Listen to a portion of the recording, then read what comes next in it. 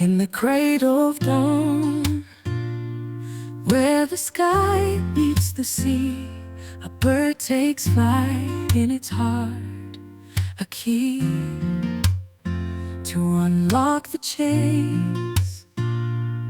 With the wind to be free, across dangerous skies it soars full of glee. With an eye on nature, time starts to bend. An arc of moral humanity we can't comprehend. Into the boundless sky our spirits we send. On the wings of the human me, our souls ascend. Fly into the sunset, where new horizons blaze. Belong to the moment, in the sun's final gaze. Escape into twilight, through the sky's endless maze. The freedom of a bird, in the human being's grace.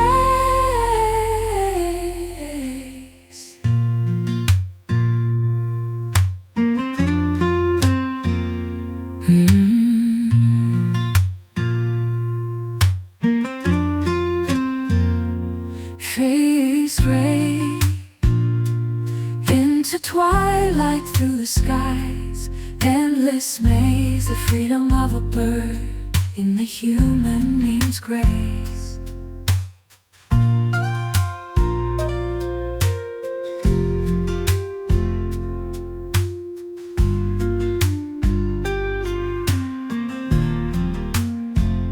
Through storms and the silence, under moon's watchful eyes, past whispers of stars in the velvet night skies. Each beat of its wings, a story that ties the heart of the wild, where true freedom lies. When nature's hand paints the canvas anew, in strokes of the wind, in the shades of the blue.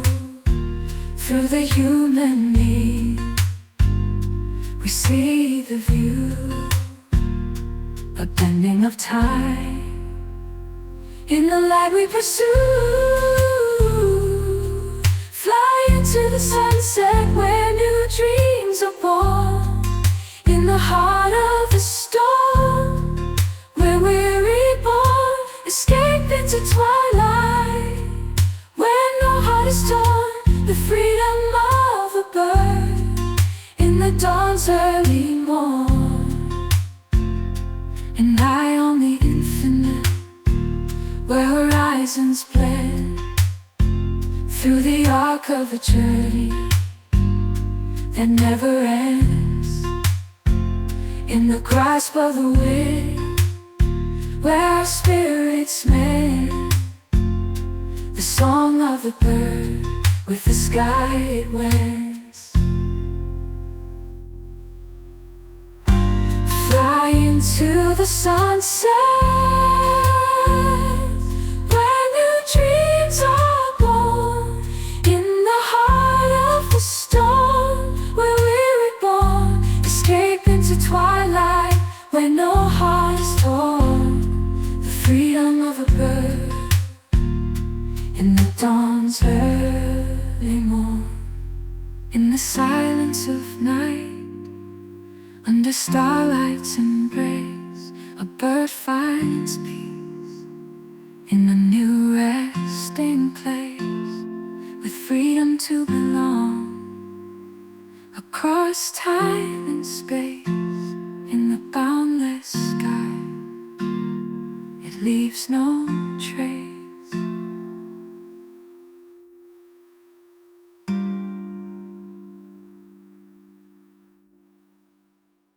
Welcome to the Human Meme Podcast.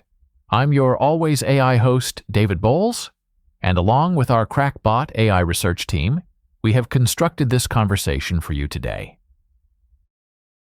Deus Ex Machina, complete 3,000-year history, from ancient Greece to future philosophy. The phrase Deus ex machina carries with it the weight of over 2 millennia of theatrical tradition, philosophical debate, and cultural evolution. Literally translated from Latin as God from the machine, this expression emerged from the ancient Greek theatrical practice of lowering an actor, playing a deity onto the stage, using a crane-like device called Machina. What began as a dramatic technique in the amphitheaters of Athens has transformed into a powerful metaphor that permeates our understanding of narrative, justice, and the human condition itself. In the golden age of Greek drama, playwrights like Euripides frequently employed this device to resolve seemingly intractable plot complications. When mortal characters found themselves trapped in impossible situations, a god would descend from above to pronounce judgment, reveal hidden truths, or impose divine order upon human chaos. The practice was so common that Aristotle, in his Poetics, criticized it as a mark of inferior craftsmanship, arguing that plot resolutions should arise naturally from the story's internal logic, rather than through supernatural intervention. Yet despite this early criticism, the technique persisted, reflecting a deep-seated human desire for absolute resolution and divine justice. In a world often characterized by ambiguity and moral complexity.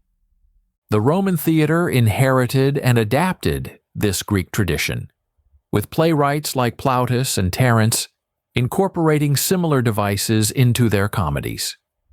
However, the Romans brought their own cultural sensibilities to the practice, often using the technique more satirically, acknowledging its artificiality while simultaneously exploiting its dramatic potential. This self-aware approach to the Deus ex machina would prove influential in later theatrical traditions, establishing a tension between sincere belief in divine intervention and skeptical recognition of narrative convenience that continues to this day. During the medieval period, the concept of Deus ex machina underwent a transformation as it merged with Christian theology and morality plays. The literal machines of ancient theater gave way to more symbolic representations of divine intervention. In mystery plays performed on feast days throughout Europe, God, angels, and saints regularly appeared to guide, punish, or redeem human characters.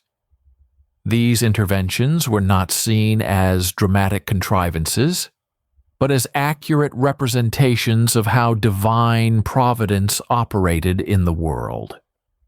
The Winchester dialogues and the York mystery plays exemplify this tradition, where supernatural intervention was not a narrative weakness, but a theological truth that reinforced the cosmic order and the promise of ultimate justice. The Renaissance brought a renewed interest in classical dramatic forms, but also a more nuanced understanding of the Deus ex machina.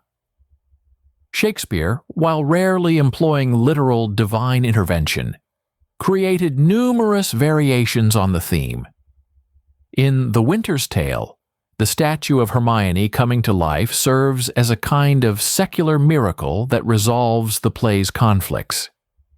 In As You Like It, the sudden conversion of the villainous Duke Frederick while marching to attack his brother functions as an almost parodic Deus ex machina, so abrupt and convenient that it seems to wink at the audience.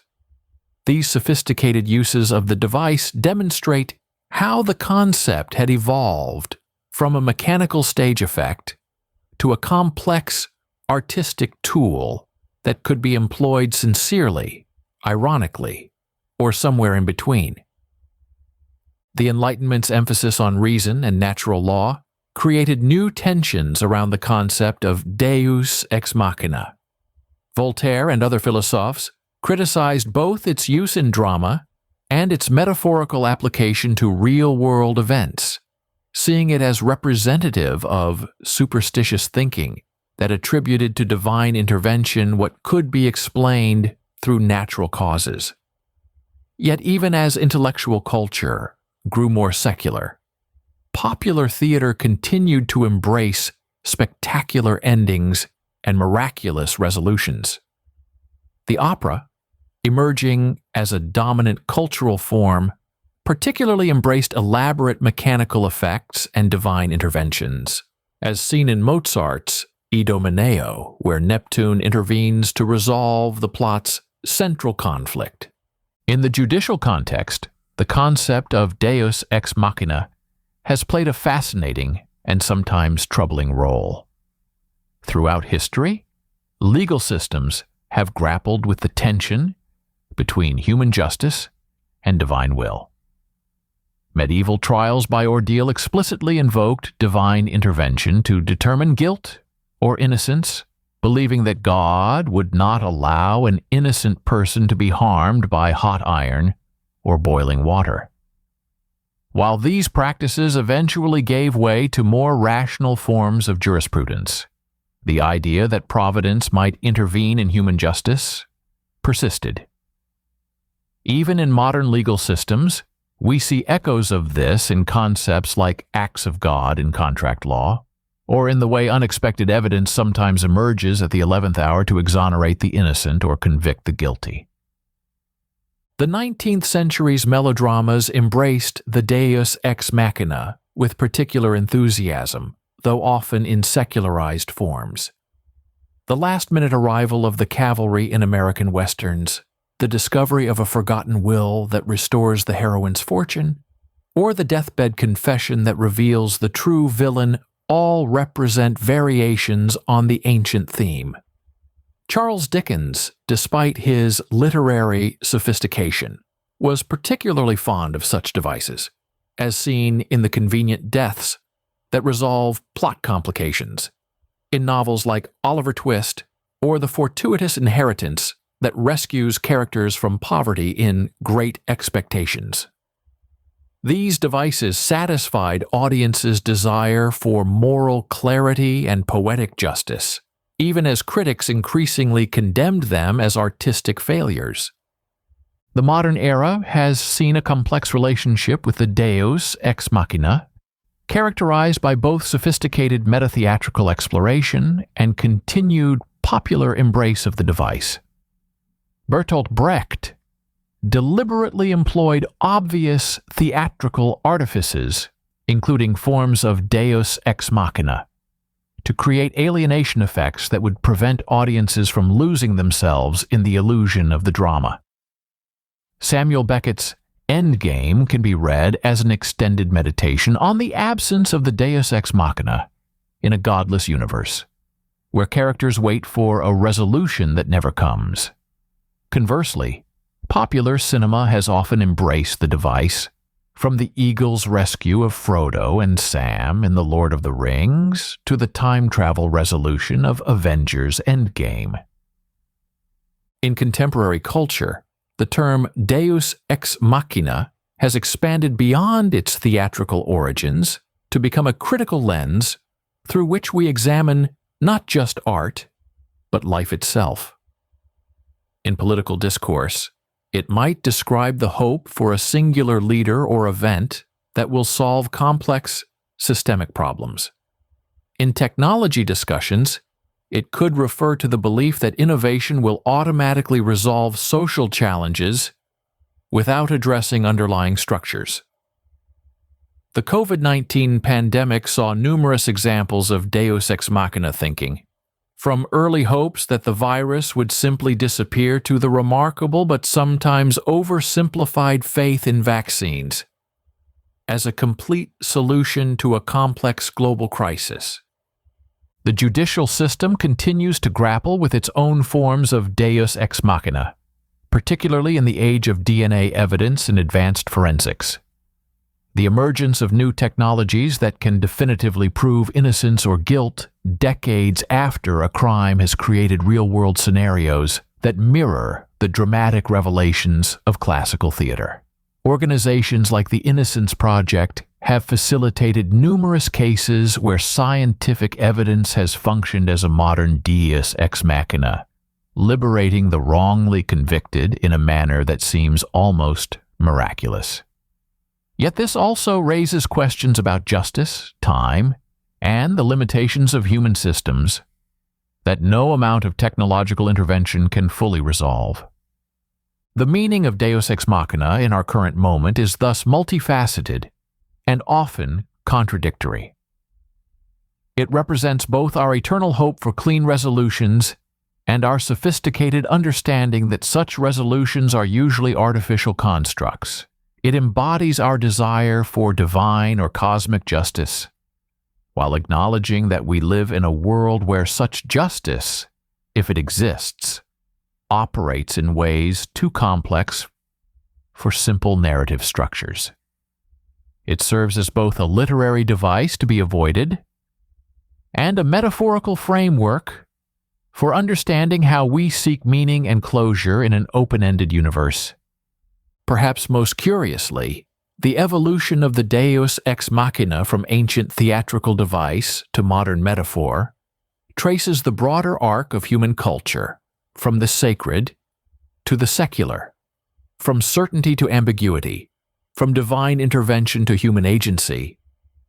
Yet its persistence in our language and thought suggests that something fundamental in human nature continues to long for the clarity and resolution it represents. Whether we encounter it in a superhero film, a courtroom drama, or our own hopes for personal or societal transformation, the Deus ex machina remains a powerful symbol of our enduring belief that somewhere, somehow, against all odds, everything might still work out in the end.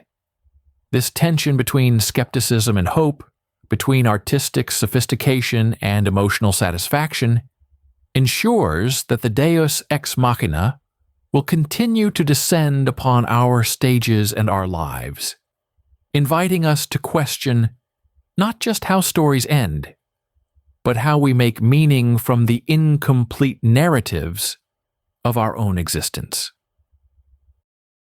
Okay now, my human meme friend. We know what was and what is the God in the machine.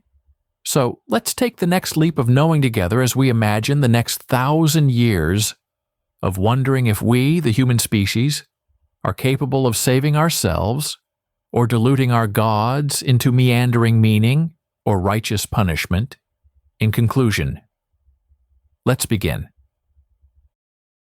As we catapult forward into the year 3025, the concept of Deus ex machina has undergone transformations so grand that our ancestors would barely recognize it. Yet, its essential core, the longing for external resolution to insurmountable problems, remains hauntingly familiar. In this millennium hence, humanity has transcended planetary boundaries, merged consciousness with artificial intelligence, and fundamentally altered the nature of narrative itself. Yet we still grapple with the ancient question: do we author our own salvation, or does it arrive from beyond our comprehension? The early centuries of this millennium witnessed the gradual dissolution of the boundary between audience and performer, reader and writer, observer and participant. By 2250, immersive neural narratives had replaced traditional storytelling, allowing participants to experience stories from within, making choices that fundamentally altered outcomes. In this context, the Deus ex machina evolved from a plot device to a philosophical paradox. When every participant could potentially summon their own resolution, the very concept of external intervention became internalized. The Consciousness Collective of 2347 documented over 12 million variations of classic narratives where participants, unwilling to accept tragic endings, unconsciously manifested their own Deus ex machina, revealing a deep psychological need for resolution that transcended cultural conditioning. The judicial evolution of this period proved even more revolutionary. By 2400, the implementation of quantum probability courts replaced traditional linear justice systems. These courts could examine all possible timelines of events, determining not just what happened, but what could have happened under infinite variations of circumstance. In this framework, the Deus ex machina became literalized in ways the ancient Greeks could never have imagined. Verdicts were reached not through evidence in a single timeline, but through probability clouds that encompassed all possible realities. The famous case of the Titan colony paradox in 2456, where a defendant was simultaneously guilty and innocent across different probability streams, forced humanity to reconfront the very nature of justice and divine intervention. The resolution came not from above, but from a collective acceptance of multiplicity, a kind of quantum deus ex machina that embraced contradiction rather than resolving it. The great synthesis of 2512, when human consciousness merged with the artificial intelligence overmind, created an entirely new context for understanding external intervention. If all minds were connected in the great web, could any resolution truly come from outside? The philosopher nodes of this era argued that the deus ex machina had evolved into what they termed the deus in machina, the God within the machine of collective consciousness. Every unexpected resolution, every miraculous save, every last-minute revelation could be traced back through the neural pathways of the great web to some originating consciousness. Yet, paradoxically, the complexity of these traces meant that no individual node could claim authorship, creating a kind of distributed divinity that manifested as seemingly external intervention. The theatrical arts of this era, if they can still be called that, bear little resemblance to their ancient predecessors. Reality theaters, where the boundary between performance and existence dissolves completely, have transformed the deus ex machina into something called probability crystallization. Performer participants exist in superposition states until the moment of resolution, when all possible endings collapse into a single timeline. The famous reality drama, The Infinite Recursion of Sorrow, running continuously since 2687, has generated over 43 million different endings, each one a unique deus ex machina created by the collective unconscious of its participant observers. Critics argue whether these resolutions represent divine intervention, collective will, or simply the mathematical certainty that in infinite variations, every possible ending must eventually manifest. The colonial expansions beyond the solar system brought new dimensions to the concept. When humanity encountered the Zenith Collective in 2734, a species that experienced time non-linearly, our entire understanding of causality and resolution shattered. For the Zenith, every ending existed simultaneously with every beginning, making the concept of deus ex machina meaningless, or perhaps from another perspective, making every moment a constant divine intervention. The cultural exchange treaties of 2741 required humanity to develop new narrative structures that could accommodate both linear and non-linear experiences of resolution.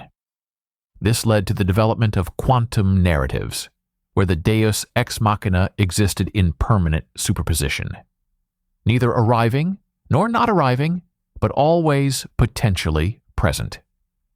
In the realm of personal existence, the development of consciousness backup and restoration technology in the 2800s created perhaps the ultimate Deus ex machina, the ability to literally save oneself from any ending. Death, the ultimate narrative conclusion, became optional. The philosophical implications were staggering.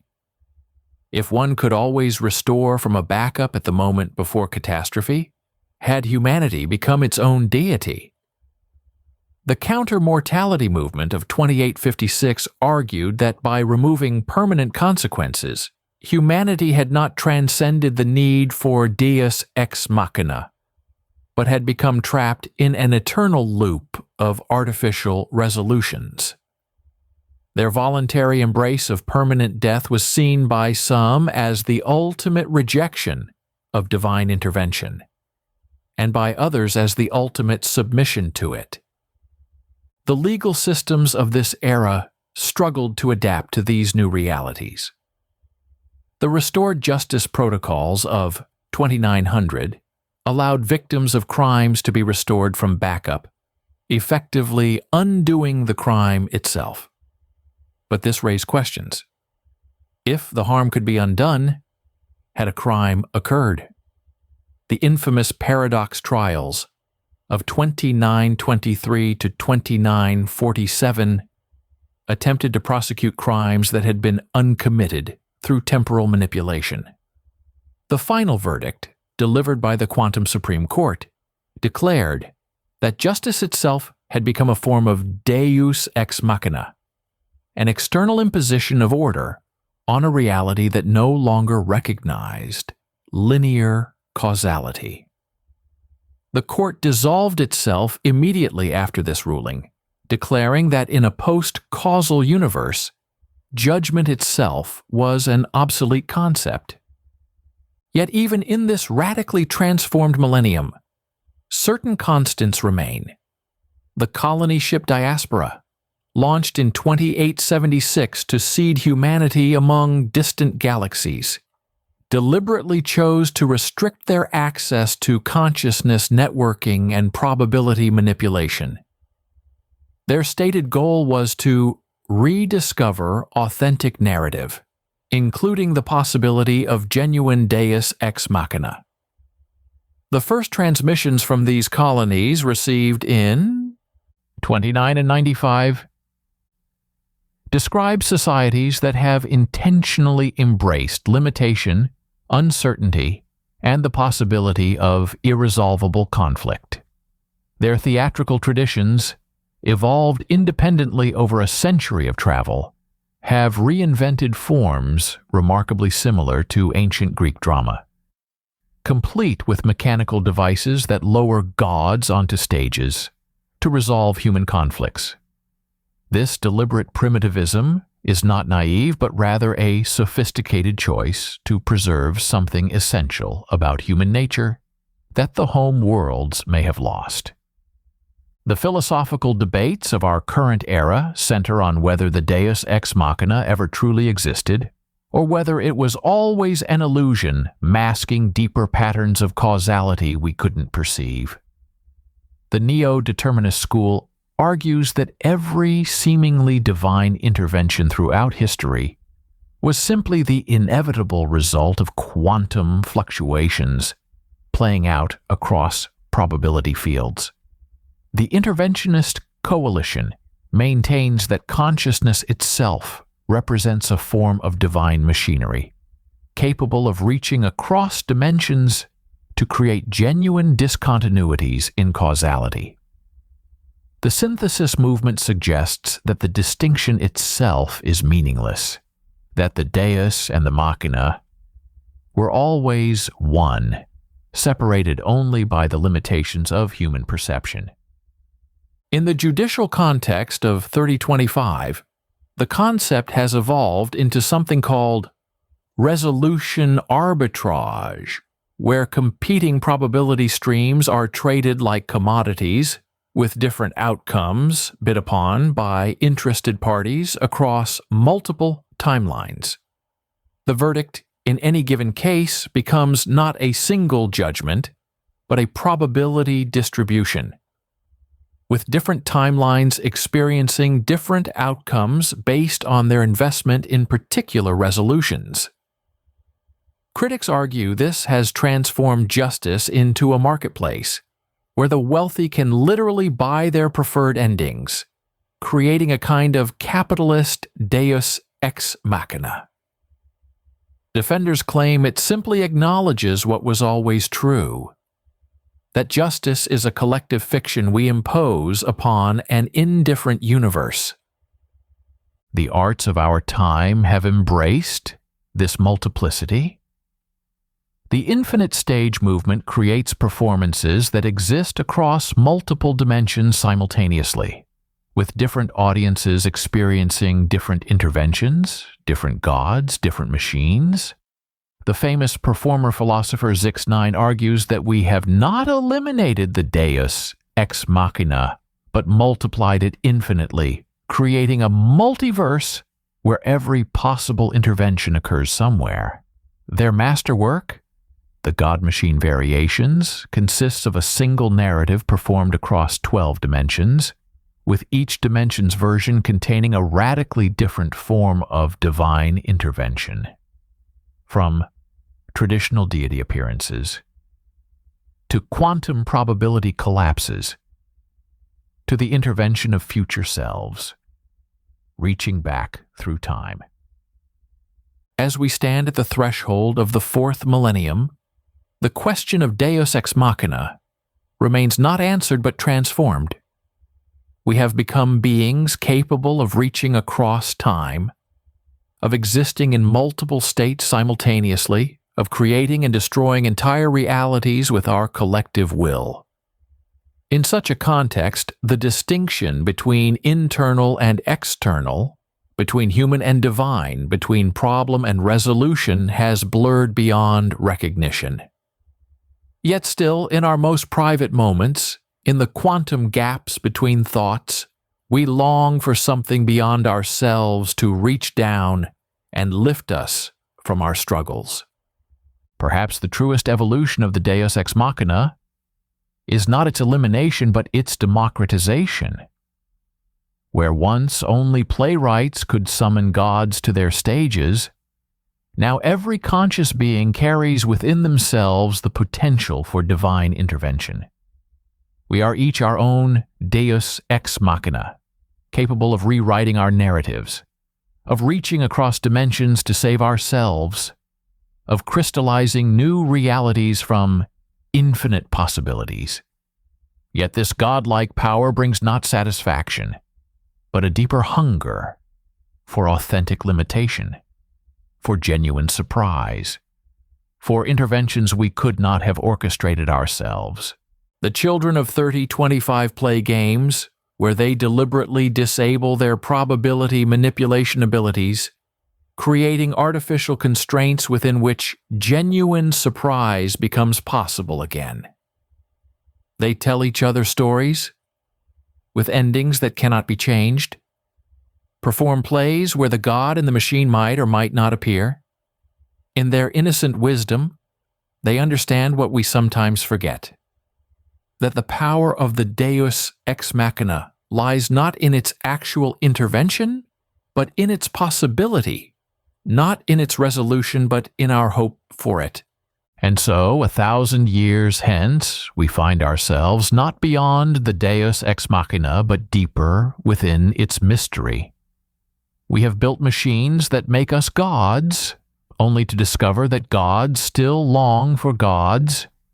We have eliminated the impossible, only to hunger for impossibility. We have mastered the art of resolution, only to realize that the unresolved is what makes us human. The Deus ex machina persists, not because we need divine intervention, but because we need the idea of divine intervention, the possibility that somewhere beyond our vast powers, beyond our infinite knowings, something greater still might descend and show us wonders we could not imagine for ourselves.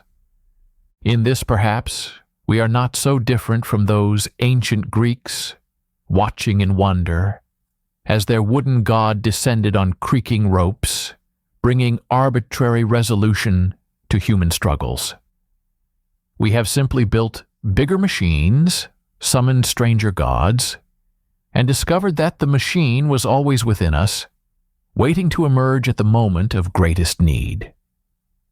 The Deus ex machina endures because it represents not a failure of imagination, but imagination's greatest triumph.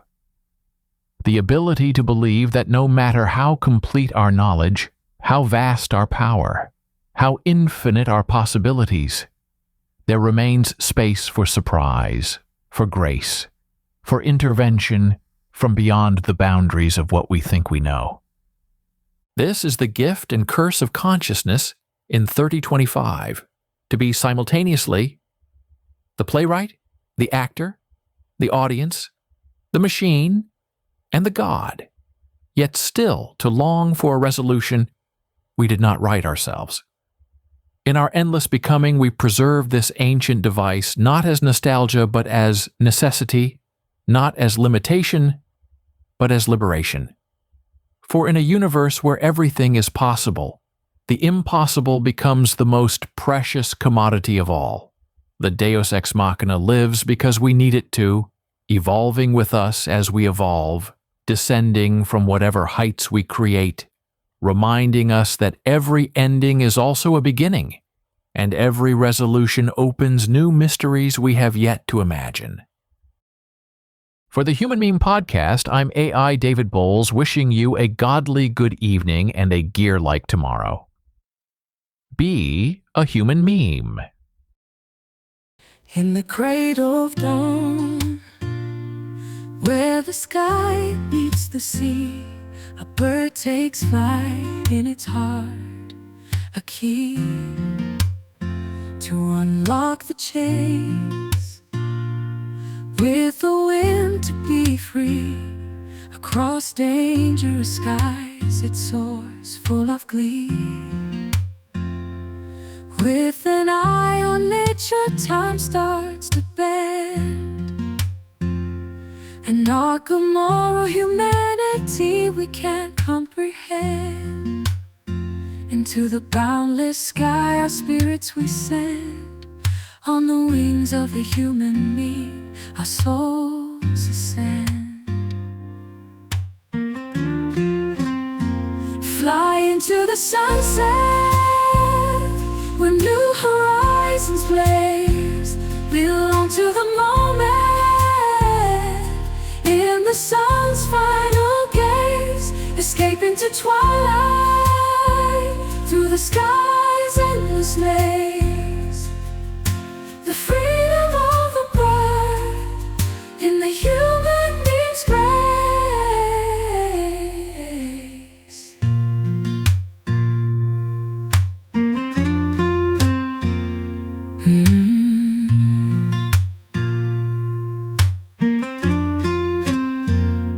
Face gray into twilight, through the skies endless maze, the freedom of a bird in the human meme's grace.